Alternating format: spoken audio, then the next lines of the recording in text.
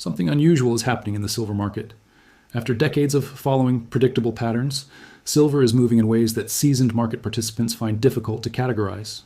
The technical signals are conflicting, the fundamental drivers are multiplying, and the behavioral patterns we've relied on for years are no longer holding. This isn't about price predictions or get-rich-quick promises. This is about understanding what happens when an asset class begins to decouple from its historical norms. If you hold silver, you need to understand what's driving these movements and what risks you're actually carrying. If you're considering an entry, you need to see the complete picture before making any decision. The question isn't whether silver will make you wealthy. The question is whether you understand what's happening well enough to make rational decisions in an increasingly irrational environment. Over the next 25 minutes, we're going to examine why silver's behavior has changed, what this means for different types of market participants, and how to think clearly when markets stop following their usual rules. Let's start with what's actually different this time. For the better part of 40 years, silver has traded within certain boundaries, not price boundaries, but behavioral boundaries. When gold rose, silver rose faster. When gold fell, silver fell harder. This is what traders call the gold-silver ratio, and it's been a reliable compass for decades. When industrial demand increased, silver responded with a lag. When investment demand surged, silver moved violently upward, then corrected equally violently. When fear entered markets, silver acted as both a safe haven and a risk asset, depending on which crisis we were facing. These weren't perfect patterns, but they were consistent enough to build strategies around. What we're seeing now is different. Silver is moving independently of gold at times when it shouldn't. It's responding to industrial data in ways that suggest a structural shift in supply and demand. And it's attracting institutional attention from sectors that historically ignored precious metals entirely. This doesn't mean silver is going to perform any particular way. It means the old frameworks for understanding silver may no longer be sufficient. Let's establish some foundation here. Commodities move in supercycles that typically last 15 to 20 years.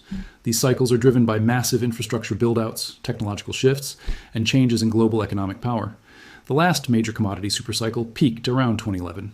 What followed was more than a decade of suppressed prices, underinvestment in production, and general neglect from mainstream investors. This created exactly the conditions necessary for the next cycle: depleted inventories, aging infrastructure, a supply base that can't respond quickly to new demand. Now, layer on top of this several unprecedented factors. The green energy transition requires massive amounts of silver for solar panels and electrical infrastructure. The electrification of transportation demands more silver for electronics and batteries. The reshoring of manufacturing is rebuilding industrial bases in regions that had abandoned them. Each of these trends alone would impact silver. Together, they're creating demand scenarios that didn't exist in previous cycles. But demand is only half the equation. Silver mining is not like flipping a switch. Most silver comes as a byproduct of mining other metals, primarily copper, lead, and zinc. Only about 30% of silver supply comes from primary silver mines. This means silver supply is largely dependent on the economics and production decisions of completely different metals. When copper miners slow production, silver supply drops as a side effect. Global silver mine production has been essentially flat since 2016. This isn't because miners don't want to produce more. It's because the easy deposits are depleted, new discoveries are rare, and the lead time from discovery to production is measured in decades, not years. Meanwhile, above-ground inventories, the silver sitting in vaults waiting to be used, have been declining. Not dramatically, not in a way that creates immediate crisis, but steadily, consistently, in a direction that suggests the buffer between supply and demand is shrinking. When you have flat supply meeting rising demand, price eventually has to adjust. But that adjustment rarely happens smoothly, especially in a market as small and volatile as silver. For years, silver was primarily a retail investor market. Individuals buying coins and small bars, regional dealers managing local inventory, some industrial users hedging future needs, but relatively little participation from large institutional investors. That's changing. We're seeing increased futures market participation from non-traditional players. We're seeing the development of new investment vehicles that make silver accessible to funds that previously couldn't hold physical metal. We're seeing mentions in institutional research reports that previously ignored silver entirely. Why does this matter? Because institutional capital moves differently than retail capital. It's larger, it's more patient, it has different risk parameters and different time horizons. When institutions begin accumulating a small, illiquid asset, they fundamentally change how that asset trades. They absorb supply, they reduce available inventory, and they create a structural bid that wasn't there before. This doesn't guarantee anything about price direction, but it does mean the market's behavior will be different than it was when it was primarily retail-driven. Let's zoom out to the broader picture. We're living through a period of significant monetary uncertainty. Central banks spent years suppressing interest rates and expanding money supplies.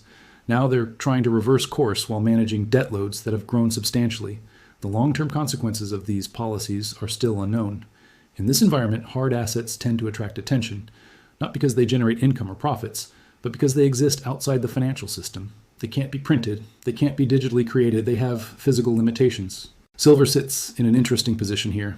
It's a monetary metal with thousands of years of history as currency, but it's also an industrial metal with real, current commercial demand. This dual nature has always made silver harder to categorize than gold. In some crises, it acts like money. In others, it acts like copper. Right now, it seems to be acting like both simultaneously, and that's part of what makes current market behavior so difficult to interpret. History doesn't repeat, but it often rhymes. In 1979 and 1980, silver experienced one of the most dramatic price moves in commodity history. It rose from around $5 to over $50 in a matter of months, driven by a combination of inflation fears, physical accumulation by specific actors, and a massive short squeeze. The subsequent collapse was equally dramatic. Silver fell back to single digits and didn't sustainably recover for decades. In 2011, silver again spiked to nearly $50, this time driven by post-financial crisis monetary policy, renewed investment demand, and concerns about sovereign debt. Again, the correction was severe.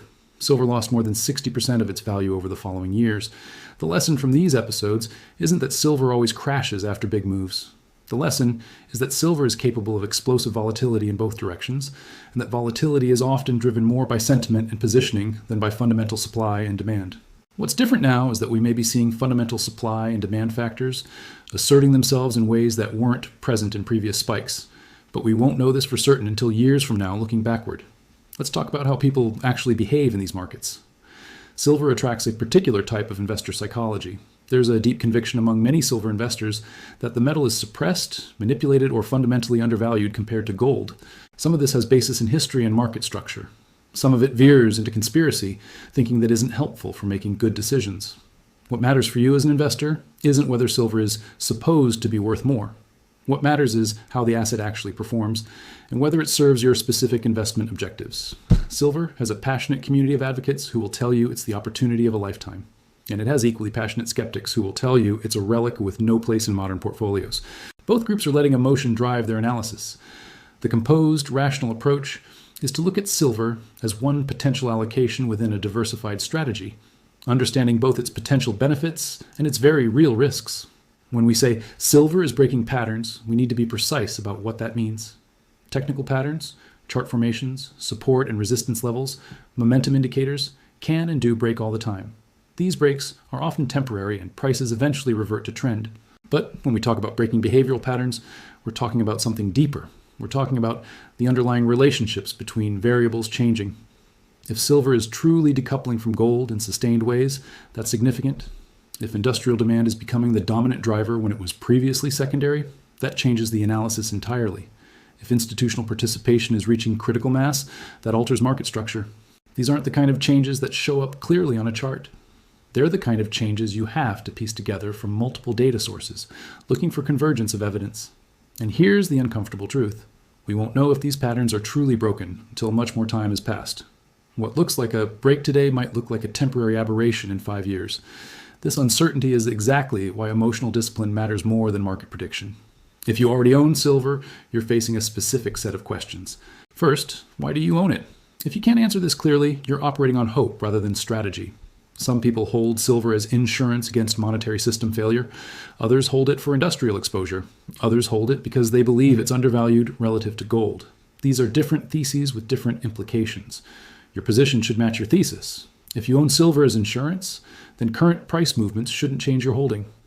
Insurance isn't about making money, it's about protection against specific scenarios. If you own silver as an investment seeking appreciation, then you need to regularly reassess whether the risk-reward profile still makes sense at current prices and given your overall portfolio. Here's what you should be doing right now. Review your position size. Silver should never represent such a large portion of your wealth that a major adverse move creates real hardship. If your silver position has appreciated significantly, it may now be a larger percentage of your portfolio than you intended. Rebalancing isn't about predicting tops or bottoms. It's about maintaining consistent risk exposure. Understand your storage and liquidity situation. Physical silver has storage costs and selling friction. If you need to exit quickly, you may not get optimal pricing. Factor this into your planning. Avoid the temptation to overtrade. One of the biggest mistakes silver holders make is trying to trade every swing. Unless you're a professional trader with significant experience, you will lose money trying to time short-term moves. The bid-ask spreads, transaction costs, and emotional stress aren't worth it. Set clear criteria for changing your position. Under what conditions would you sell? What would make you increase your holdings? Having these criteria written down before you're in the heat of market action prevents emotional decision-making. And perhaps, most importantly, don't confuse paper gains with realized returns. Silver might be up significantly from your purchase price, but until you sell, those are just numbers on a statement. They can evaporate as quickly as they appeared. If you're thinking about buying silver now, you need to be honest about your motivations. Are you responding to fear of missing out? Are you reacting to recent price action? Are you following someone else's recommendation without doing your own analysis? These are not good reasons to invest in anything. Here's how to think about potential silver exposure rationally. Start by understanding that silver is volatile. It can move 10 or 15% in a week. If that kind of volatility will cause you to panic sell at the worst possible time, you shouldn't own it at all, regardless of the fundamental outlook. Consider your time horizon. If you might need this capital in the next year or two, silver is not appropriate. The timing of silver's moves is unpredictable, and you could easily be underwater at exactly the moment you need to sell. Think about position sizing. A reasonable allocation to any single commodity for most investors is somewhere between 2 and 5% of investable assets. Going beyond this creates concentration risk that most people can't handle emotionally. Understand the different ways to gain exposure. Physical metal, mining stocks, ETFs, and futures all have different risk and return profiles.